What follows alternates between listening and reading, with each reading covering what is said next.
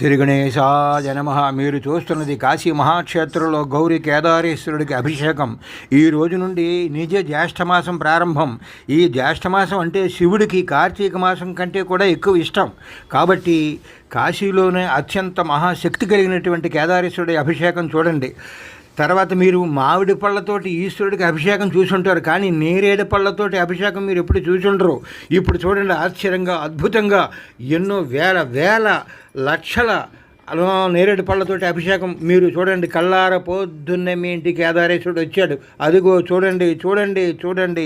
మీ పూర్వజన్మ సుకృతం. మనం అందరూ కూడా పూర్వజన్మలో మహాపుణ్యం చేసాం. ఈ శివుడికి జ్యేష్ఠమాసం అంటే మహాప్రీతి అయినటువంటి కార్తీక మాసం కంటే అని చెప్పేసి కాశీఖండం 62వ అధ్యాయంలో రాశారు. నేరేడు పళ్ళతో అభిషేకం చూస్తేట జీవితంలో ఎప్పుడు అనారోగ్యం ఉండదుట, ఎప్పుడు ఆరోగ్యంగానే ఉంటారట. ఎన్నాళ్ళ నుంచో బాధపడుతున్నటువంటి అనారోగ్యాలన్నీ